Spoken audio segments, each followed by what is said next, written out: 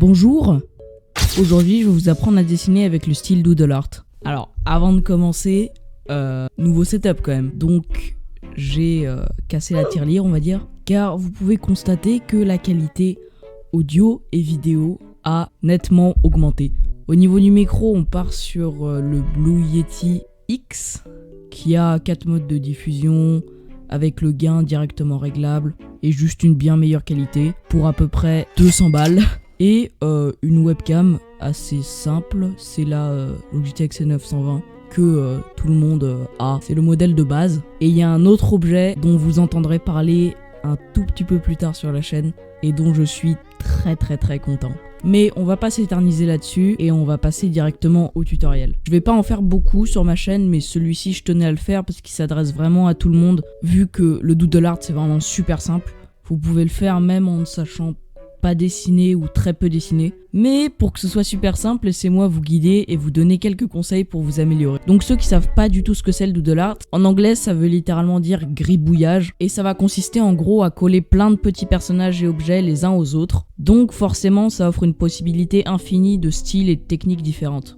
Il y en a qui feront des doodles réalistes, d'autres qui vont juste faire des formes comme des mandalas par exemple, c'est du doodle art, ou comme moi, faire plutôt des personnages avec un style assez cartoon. Ça a été introduit vers 1995 et c'est devenu populaire par internet avec les coloriages ou certains artistes sur YouTube et Instagram comme Vex, Gox, Shrimpy aussi. Et moi j'aime beaucoup ce style parce que c'est vraiment détendant à faire, il n'y a pas de prise de tête et comme j'ai dit plus tôt, il n'y a aucune règle. Vous pouvez faire comme vous voulez. Mais pour avoir un résultat un peu plus satisfaisant, il y a quand même quelques trucs à respecter. Générique.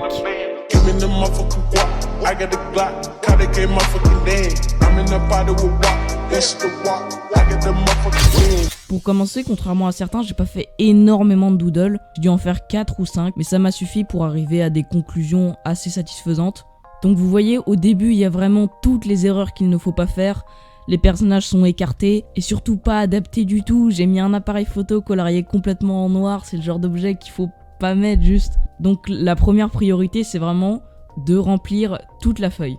Et la première astuce ou technique, appelez ça comme vous voulez, c'est de copier. Alors ce que j'entends par copier, c'est que vous allez commencer par prendre 5 feuilles et les répertorier sous les noms de yeux, bouche, accessoires, objets et forme de personnage. Vous suivez toujours, c'est bon? Et pour les remplir, vous allez chercher sur internet des sources d'inspiration. Moi par exemple, j'aime beaucoup le style de dessin de Pokémon. Au niveau justement de la forme des yeux, des bouches, des expressions, ils sont très forts au niveau du cartoon et ça correspond parfaitement au style qu'on veut mettre en place. Et également s'inspirer des artistes que j'ai énumérés plus tôt. Je vous les mets dans la description, tout simplement, vous allez sur leur page Instagram et vous regardez quelques dessins qu'ils ont fait, ça suffit. Donc ce que vous allez faire, je vais prendre pour exemple un personnage lambda, genre Miaous. Miaous, j'aime beaucoup la forme de ses yeux avec ses petits sourcils comme ça. Et bah ce que je vais faire, c'est que je vais tout simplement le mettre sur la feuille yeux. Donc je vais copier ses yeux. Et par contre, si j'aime pas sa bouche, je vais pas la copier dans la feuille de la bouche. Alors que si j'aime bien l'accessoire qu'il a sur la tête, je vais tout simplement le recopier sur la feuille accessoire. Voilà, c'est tout simple, vous allez faire ça avec tout ce que vous pouvez trouver comme source d'inspiration. Ça peut être un dessin animé que vous aimez bien, un jeu vidéo, n'importe quoi. Du moment que c'est dans le style que vous aimez bien et que vous voulez appliquer sur votre doodle, c'est la seule chose nécessaire. Et donc pour expliquer un petit peu plus en détail la feuille forme de personnage, vous allez simplement essayer de réfléchir à quelle forme serait adéquate à vos personnages et la dessiner. Ça peut être une forme un peu nuageuse ou justement avec beaucoup de pics, ou une forme géométrique, n'importe quoi. Et la même chose que pour les autres, si jamais vous en trouvez sur des pages d'artistes qui vous plaisent, ou dans d'autres sources d'inspiration, vous allez juste la copier et c'est bon. Et enfin sur la feuille d'objet, vous allez mettre tout ce qui n'est pas des personnages comme son nom l'indique. Donc ça peut être du texte, aller chercher des polices que vous aimez bien, ça peut être des palmiers, des nuages, des références. Moi j'aime bien la vague de Hokusai par exemple, elle colle vraiment bien dans le style. Donc vraiment la règle pour remplir ces 5 feuilles, c'est de laisser libre cours à votre imagination et de vous inspirer bien sûr.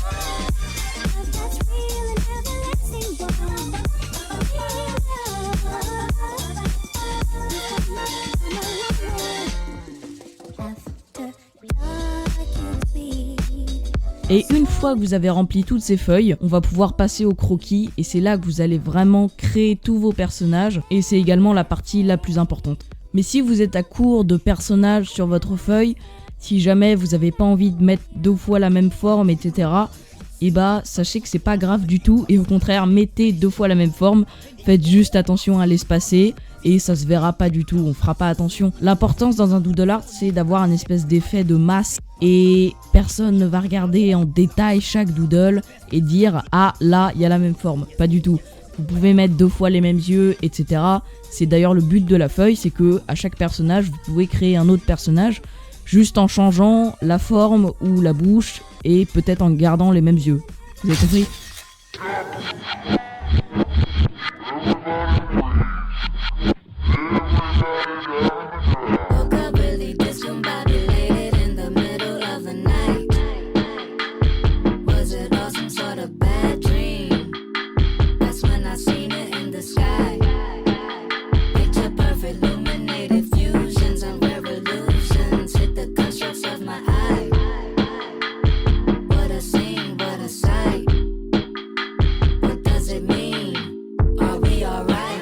Couldn't see it coming, yeah, you nearly lost conscience of your own soul. You couldn't see it coming, you were heading in reverse down the wrong road. You couldn't see it coming, nearly gave up, found no ways to make it right. More than you can chew, yeah, you took that bite. Roaming in the hills and the valleys, searching for the answers. Ain't no way around it, hope you run and find them faster. Lessons will get learned, caution where you stray, don't get burned. Running through the maze, it's your turn. What will be the outcome? Looking for your way out, yeah, you found one. Trust you'll remain if you never walk in your glory. Trust you'll remain if you never walk in your glory.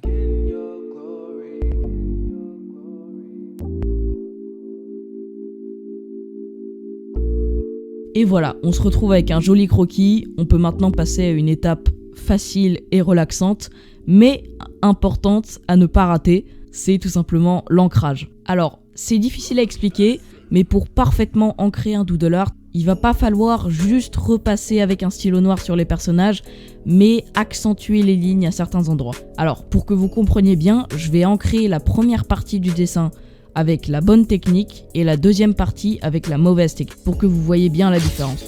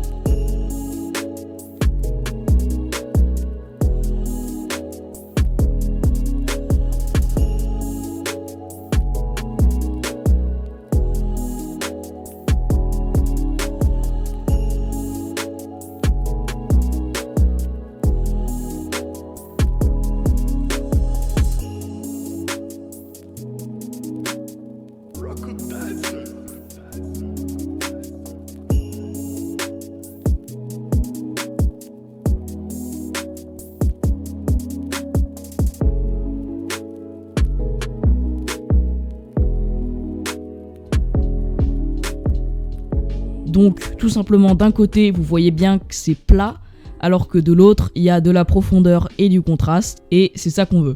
Bon, maintenant il me reste plus qu'à terminer d'ancrer avec la bonne technique, la deuxième partie de mon dessin, et on pourra passer au coloriage.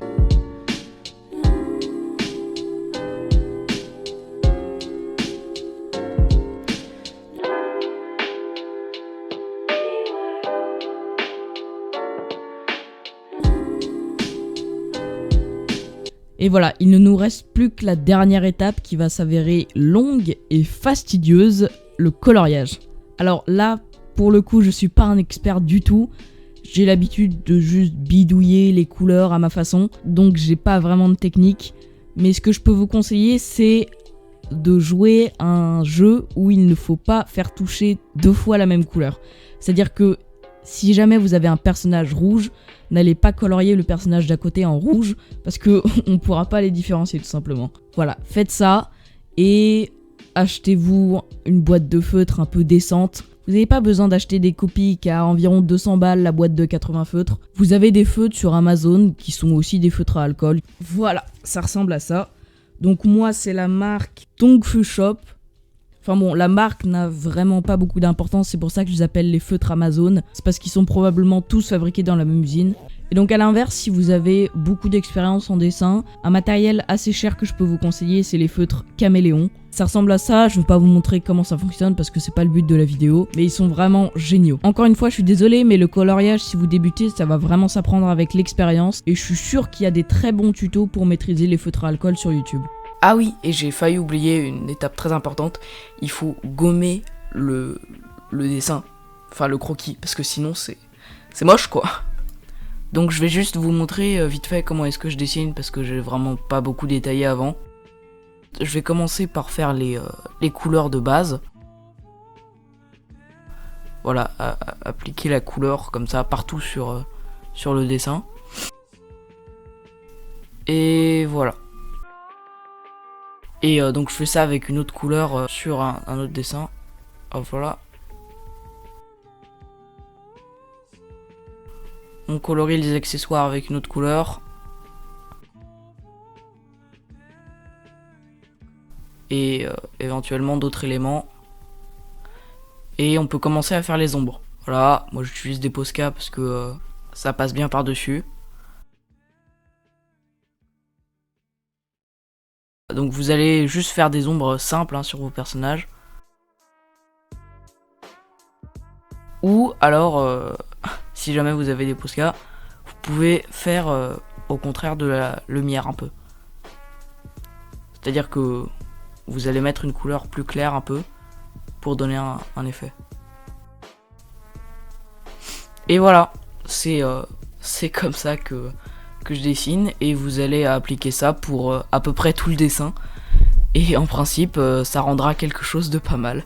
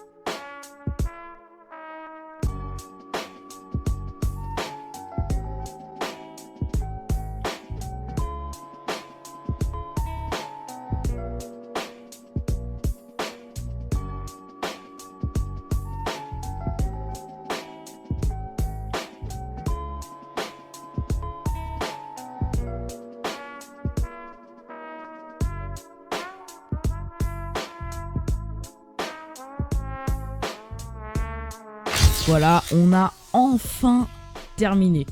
Et voilà. Donc je suis vraiment super content. En plus ça fait de la déco gratuite. Si ce tutoriel vous a aidé, n'hésitez pas à me le faire savoir en vous abonnant et en likant cette vidéo. Partagez-la avec vos amis s'ils ont envie d'apprendre à dessiner. Ça m'aide à avoir un tout petit peu plus d'audience. Sur ce, moi je vous laisse. Ciao!